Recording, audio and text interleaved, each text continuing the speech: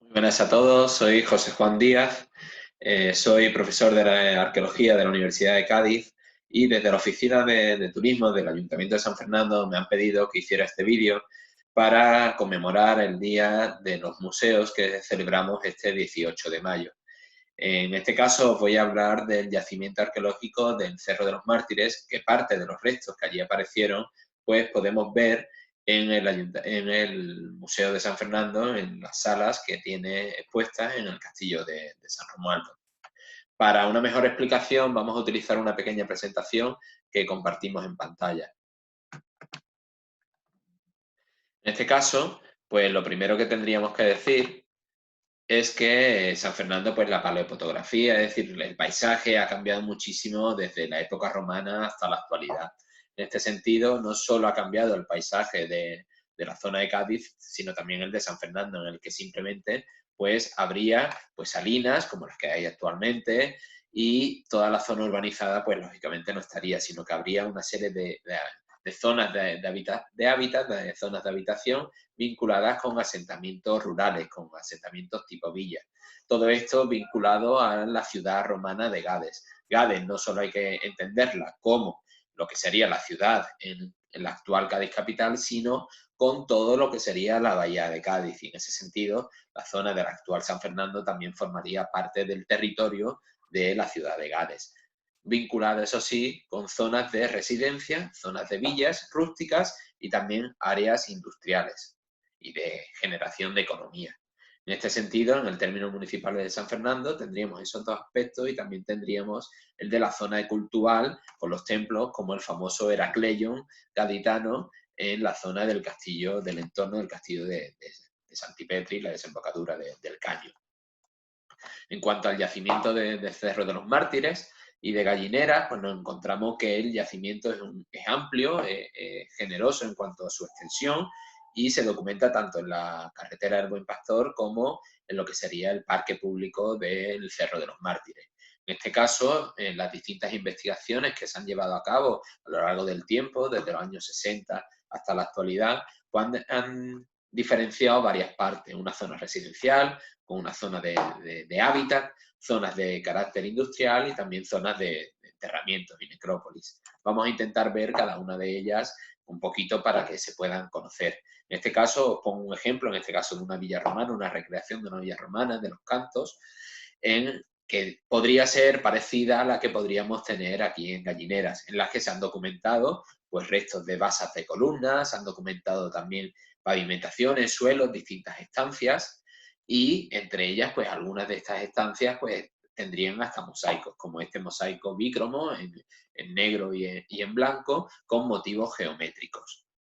De igual forma, apareció en los años 60, 70, aparecieron, pues junto a otros restos, pues apareció este cipo, que tiene en la parte superior una inscripción en griego encima que se traduce como de junio, de la familia Junia.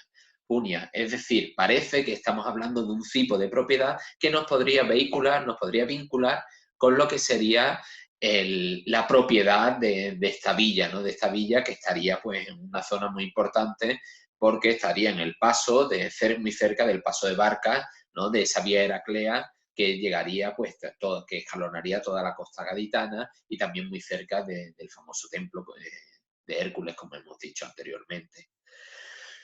Dentro, aparte de esa zona villática, de esa zona residencial, pues también habría una parte económica, ¿no? Una parte industrial en la que generaría economía. En ese sentido, curioso es la localización de distintas, como ven aquí, pues distintas piletas. Estas piletas que normalmente pensamos todo cuando hablamos de pileta, hablamos de la salazón de pescado, pues debemos desechar esta hipótesis por las características propias de estas piletas, que son piletas muy, muy largas y que no tienen carácter. Aquí pues las piletas de salazón no son de esta forma.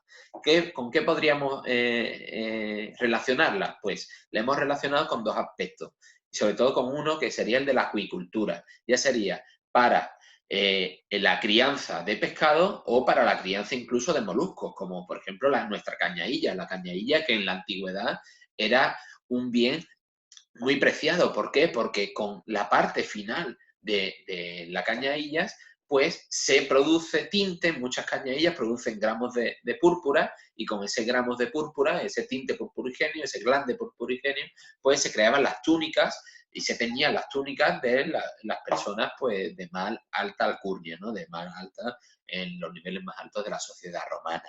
Y en este sentido, pues parece ser que en la zona de Gallineras, pues hubo un centro de producción, de crianza, ya sea de pescado o ya sea de lo que sería pues las cañadillas. Pero sí, famoso es lo que sería el Gallinera Cerro de los Mártires por la producción alfarera.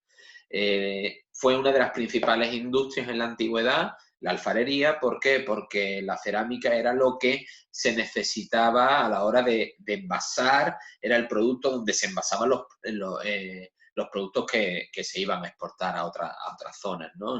Por ejemplo, el aceite, la carne, lo que sería también el vino y, ¿por qué no?, la salazón de pescado, ¿no? Todo el pescado pues se enviaría también a las distintas partes del imperio a través de estas ánforas. Es decir, se necesitaba talleres como industria auxiliar de las salazones de pescado. Y en Gallinera hubo hasta 6, 7 hornos, posiblemente más algunos que hay en la parte superior. De todos ellos, al menos se conserva uno todavía. Es verdad que se conserva en un estado de deterioro. A ver si en un futuro pues se pueden llevar a cabo intervenciones arqueológicas que puedan pues ponerlo, excavarlo, investigarlo y ponerlo en valor. Y en este caso pues distintos restos, ¿no?, de cómo se encontraban tanto ahora como en los años 60, 70, 80, que fue cuando se descubrieron.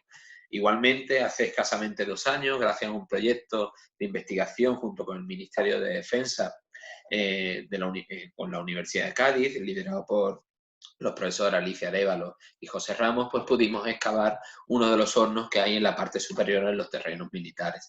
Y estos son los restos de ese horno, de otro de los hornos, que en este caso pues tendría pues otra funcionalidad, no tanto de producción de ánforas, como estas que ven aquí, que están en la parte de Gallinera, en la parte baja, sino más bien de productos más delicados como las lucernas, es decir, objetos luminarios que servían para iluminar, pues, por lo cuando llegaba la noche. En este caso es interesante porque estas lucernas tienen una inscripción que pone Fiundrac, y eso pues se ha asociado al nombre del alfarero que regentaba el taller. Es decir, la villa sería de la familia Junia, pero el taller estaba regentado por Fiundrac, que se ha desarrollado como Caius Junius Dracus.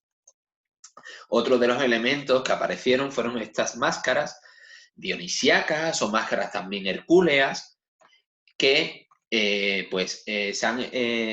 refieren a este tipo de productos que se hacían en el taller.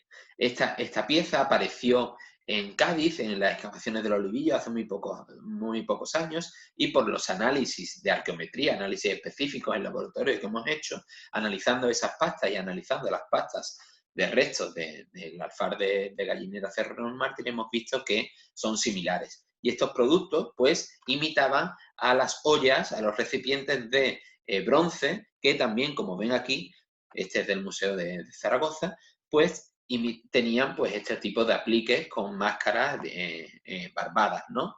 Que hacían referencia a dioses.